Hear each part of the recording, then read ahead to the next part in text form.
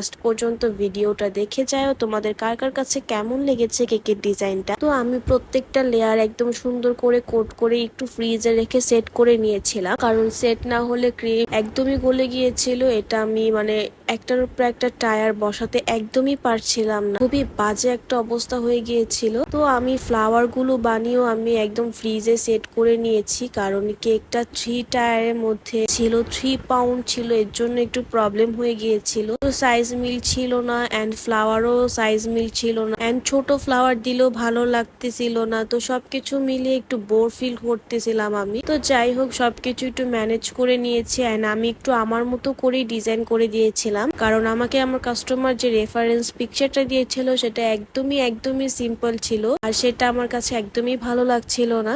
and আমার customer বলে দিয়েছিল যে আপু যেরকম করলে ভালো দেখা যাবে আপনি ঠিক ওরকম করেই বানিয়ে দিন, লাগলে কিছু অ্যাড করেন, কোনো সমস্যা